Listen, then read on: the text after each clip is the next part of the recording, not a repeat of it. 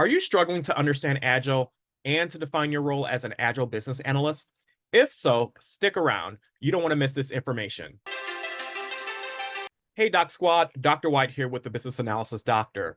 Today, I'm giving you the rundown on Agile from the business analyst perspective. But before we get started, if you want more business analysis training and tips, be sure to subscribe to the page and turn on that notification bell. With that said, let's dive in. All right. So I just want to start off by saying that Agile as we know it is not actually a methodology. That's actually such a misnomer. Most people say, oh, Agile methodology and waterfall methodology. Those are not actually methodologies because methodologies are a little more sequential and a little more like the steps are required, right? Waterfall and Agile are actually frameworks, right? But in addition to that, Agile is described as a mindset that really guides the way work is done and approached. And so it's also referred to as a framework because a framework is kind of like a loose structure that provides fundamentals, and you can add, components of it wherever is appropriate. That's one of the reasons why in many cases, when you go to one organization, Agile looks different. When you go to another organization, Agile looks a little bit different, right? Because the organization is really picking and choosing the components that works best for their organization. All right. And so I'm pretty sure most of you have seen this, but there's always someone who hasn't. So I just add this information about the Agile Manifesto. So for those of you who are not familiar, the Agile Manifesto is where it all started. Basically, it has these principles here. And so the things that they value are the things on the left-hand side here. So Agile values individuals and interaction over processes and tools. It also values working software over comprehensive documentation. In addition, Agile also values customer collaboration over contract negotiation, in addition to valuing responding to change over following a plan. Now, the Agile Manifesto also does recognize that there are some value in the things to the right. However, there is a preference or more of a value towards the things on the left. Okay, so that doesn't mean that the things on the right are out the window. It just means that the things on the left are things that are more highlighted. Okay, and this is just a quick visual of the difference between waterfall and Agile in terms of project flow. So if you're familiar with waterfall, you know that there's generally phases, right? Typical waterfall or traditional project phases include analyze, plan, design, build, test, and deploy. Whereas Agile deals with projects in iterations, right? So for example, you might have all of the components, you might do your analyze, plan, design, build, and testing and deploying in each iteration. And a lot of the times, larger sectors of Agile might be referred to as horizons. So typically you might have like a strategy horizon, an initiative horizon, and then maybe a deliver horizon. Okay, and then we have different hybrid approaches. I'm pretty sure that many of you are doing some type of hybrid approach. So a lot of the times what you'll see is when organizations are getting introduced to Agile projects, they might start off with Agile development and then have like a predictive rollout, or the organization might be trying to do a fully Agile project where it's mostly Agile, but there's one specific section of the project that has to be done in predictive. So for example, if you're working with a vendor and there's certain contracts or scheduling around that vendor, that part of the project might be done in predictive approach, whereas everything else is done in Agile. And for those of you who don't know, predictive just means traditional or waterfall. Some of you might be familiar with the term plan-driven. Plan-driven, predictive, and waterfall all mean the same. Agile or adaptive or whatever framework are things that all mean the same. Agile is also referred to as change-driven. And then you might have a situation where the requirements are pretty clear. We know what we want to do. We know what the future state looks like. So we're going to mostly do a predictive project. However, there's a small section of the project that's really complex, or there's a lot of unknown components. So we might execute that little section of the project in more of an agile environment so that we can collect information and kind of learn as we go just for that little part. Okay, agile is a framework, and within that framework, there's several sub-frameworks that fall underneath agile. So Scrum is the most common framework that's used in organizations that practice agile, and that's mostly because of its flexibility and simplicity. Other frameworks might be Extreme Programming or XP, Kanban, Crystal, Scrumban, scaling frameworks such as Scrum of Scrums. SAFe is another. It's becoming more popular, or Enterprise Scrum, and the list kind of goes on. But that's another reason why Scrum can be confusing for those who might not be familiar with it, because you might work at an organization that practices Scrum. So you might think, oh, this is Agile. And then you move over to another organization that practices SAFe, right? So agile looks a lot different. So now you're confused because you're thinking it's all this one thing, but it's actually because they're using different sub-frameworks of agile. There are some core practices, but there are a lot of differences in between these different frameworks. So I highly recommend that if your organization does use a specific agile framework, to do some research on the practices, the procedures, and the different principles of that particular, or ceremonies of that particular agile framework. In a typical agile structure, these are the core team structures of the majority of agile projects, regardless of the framework. Some of these might look a little different depending on your organization, but typically you'll have a servant leader, which might look like a scrum master. It might be a team leader or an agile coach. And then you'll typically have a product owner, which is typically a customer representative. In some cases, you might have the business analyst acting as the product owner, or you might have the business analyst acting as a product owner proxy, where they are working alongside of the product owner or aiding them when they're not available. And then you have your dev team. In many cases, this is where the agile BA will fall. So typically your agile team, your dev team will consist of developers, testers, architects, QA teams, any other team that's going to be a part of the build process of your agile project. And of course, the business analyst would fall within this team as well. And so these arrows here indicate common places where the BA will fit within your agile team structure. You've got your stakeholder, the business owner or the sponsor, and then you've kind of got your agile team here, the supporting subject matter experts that feed information into your core agile team. Now let's look into some key shifts of the Agile BA. So one of the key shifts is in Agile business analysis, you're going to be doing continuous analysis. Analysis in Agile is, you kind of elicit and analyze information per iteration, but you're constantly learning new information, analyzing information. So the analysis is not like this phase like we saw in the waterfall project lifecycle. In Agile, analysis is continuous as new information is learned. And also, the scope is flexible. So a lot of the times, we hear the term scope creep. Now, you can still have scope creep in Agile, but it's just that it's less common because the scope of Agile projects tend to be a little more flexible, right? So you might start off with the scope, and as you learn information or needs change, then we have to go back and revisit the scope. So Agile frameworks typically leave room for some flexibility around that. So we as VAs need to be prepared for communicating the new scope and being able to work around that. We typically know that documentation is less formal in Agile. It just means that documentation is what we call light or done on an as needed basis, and also the timing of requirements. So in Agile, it's usually a good idea not to document requirements too early on. Typically, you might have your user stories that are a little more broad, like they're in epics, and then we start breaking them down into user stories.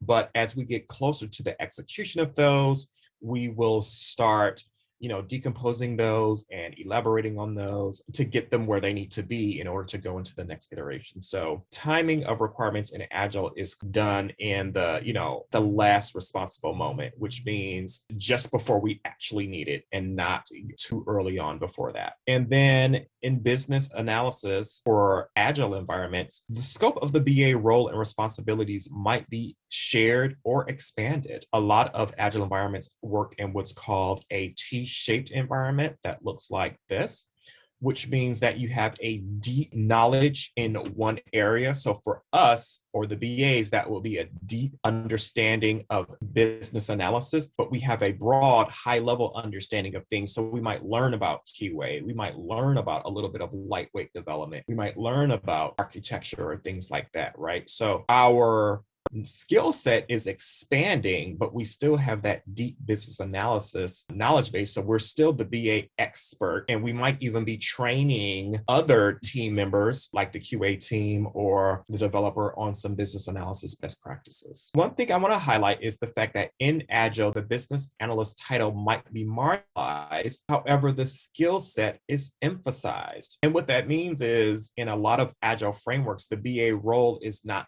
highlighted. You might be just lumped into a part of the build or development team, or you might be this product owner, but you need the business analyst skill set even more, right? Because now you're doing these business analysis activities more often and kind of like almost like at a constant rate throughout the project. So this just goes to say that some teams think that the BA is not needed, but the BA is definitely needed even more because we need that BA skill set to be happening on a continuous basis throughout the project. So while we're all here, where does the business analyst fit into an Agile project? So the placement of business analysts in Agile projects might come in the form of a product owner. So in many cases, the BA might serve as the product owner.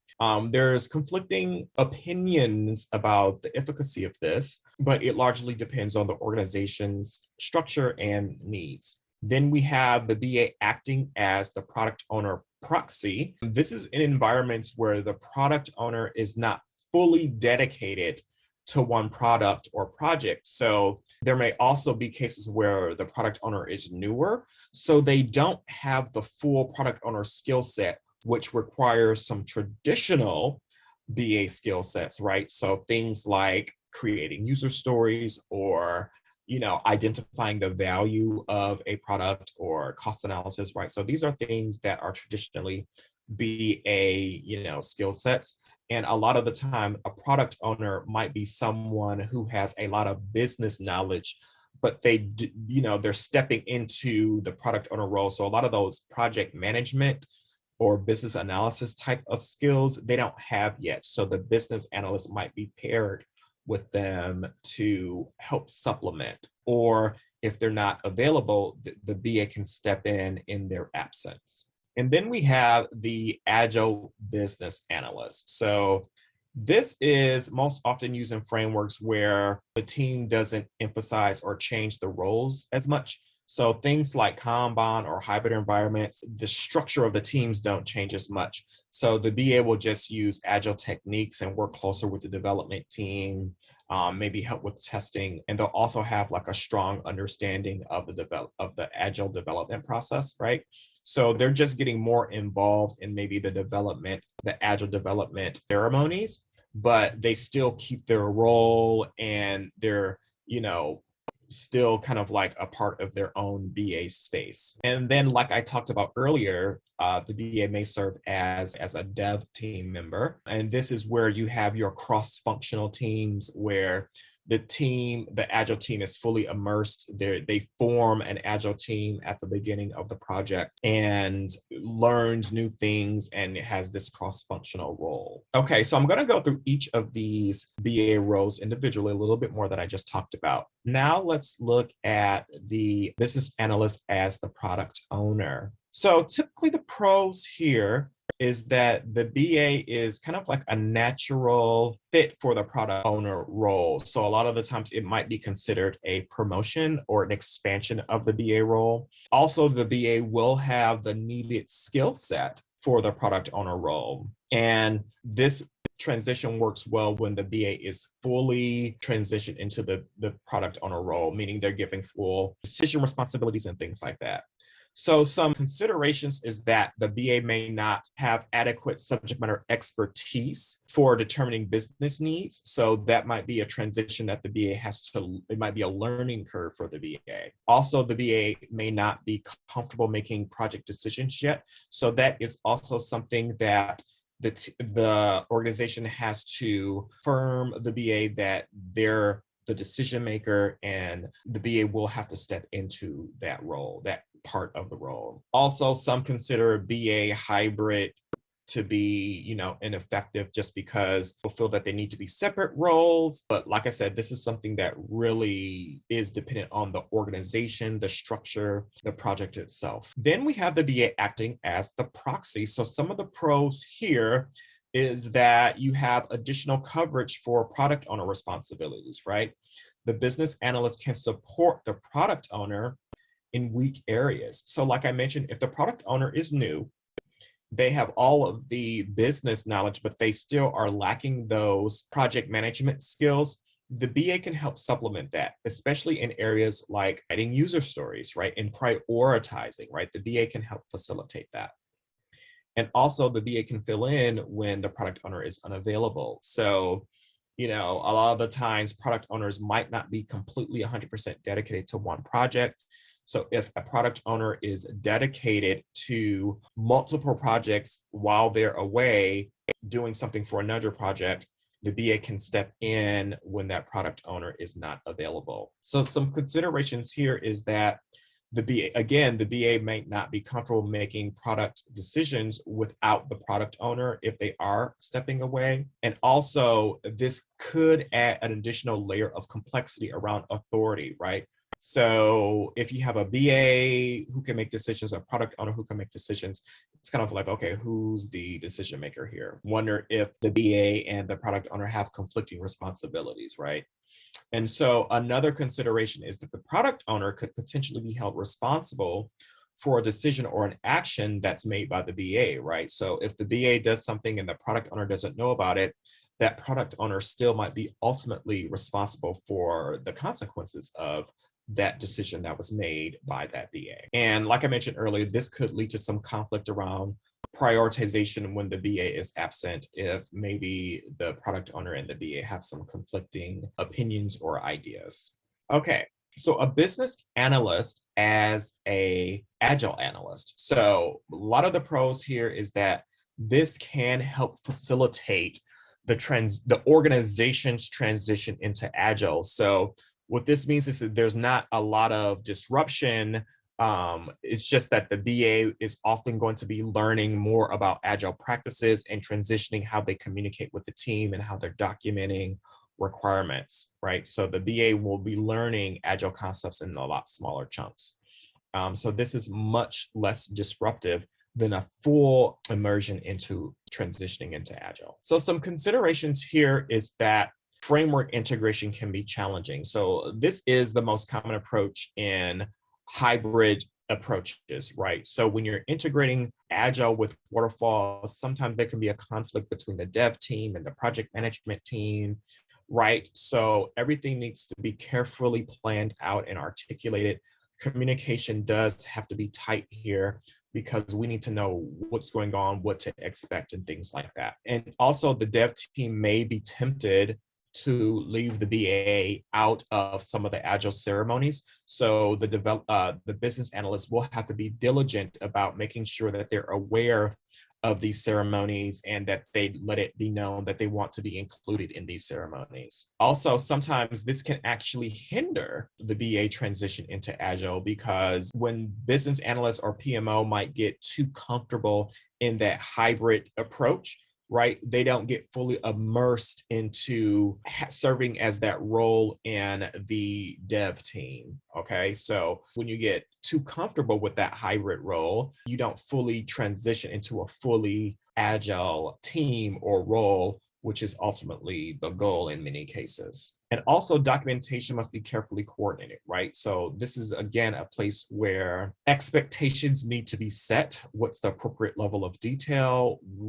How is timing going to be handled, right? We just always want to make sure that we're acting in the last responsible moment, but not impacting any decisions or not creating any roadblocks for anybody else who might be needing that documentation.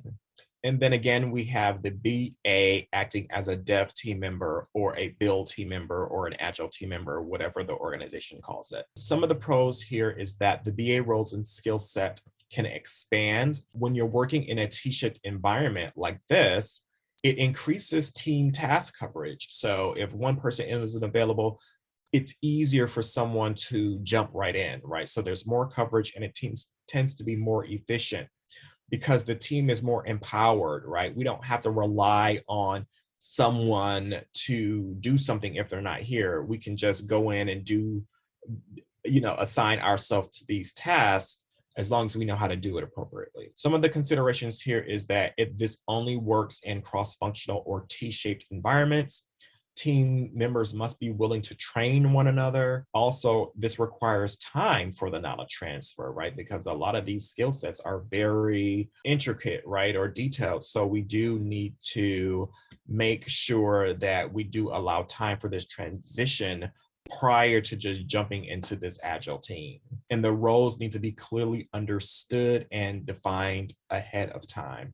Oftentimes, this can be determined during the team forming phase of an agile project. All right, so how do we define and understand your role in agile? Two key documents or ceremonies that you might use to formulate that is a team charter, which is not to be confused with a project charter. We'll talk about that in a second. And then also retrospectives is another good way to refine the BA role in agile projects. So with the team charter, essentially what it is a document developed during team formation that establishes the team values, agreements, operating guidelines for the team, right? Usually things that are discussed are the project framework, the business analyst placement in the project, the business analyst responsibilities, the BA deliverables, and what's out of scope for the BA, right? These aren't the only things that are discussed at the team charter, but these are the things that should be discussed in relation to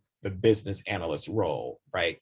Really, you will be talking about all of these for all of the team members. So if your team kind of flounders at the beginning and nobody really knows what to do or how to work with one another, look into having your project team talk to the agile leader or the agile coach or team leader about getting a team charter implemented at the beginning of a project. That way you can start setting these expectations earlier on so that when it's time to work, everybody can just hit the ground running. Okay, and then also retrospectives are a good place to discuss roles and responsibilities. So we know that retrospectives typically happen at the end of an iteration. So this would be a good chance for the BA to elicit questions from the other team members, right?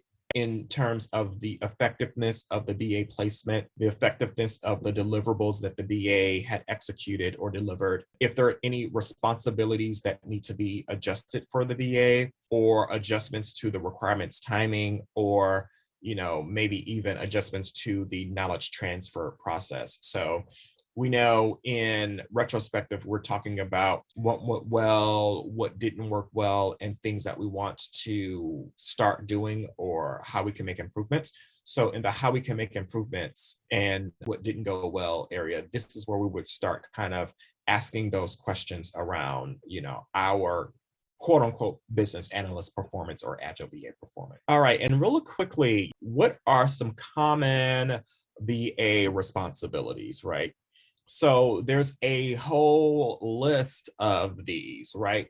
So some of the things I'll highlight is refining the product vision, right? A lot of the times the product vision is typically initiated or developed by the product owner or maybe a product manager, but the business analyst can help refine it to make sure that the end goal or objectives are clearly understood as well. Also, creating and refining user stories is a very common use of an Agile BA. Also, splitting and decomposing user stories, right? The business analyst is typically the best person to ensure that the user stories are sized or split appropriately so that there's the appropriate level of detail for the developers.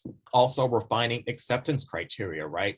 Usually the development team relies on this acceptance criteria because to them, this is like their blueprint of the, what they need to code. So they need clear directions on what the outcomes are for this user story or this requirement. Also performing exploratory and functional spikes, right? So if a user story doesn't have enough information to be sized, the business analyst would be a good person to get some additional exploration research.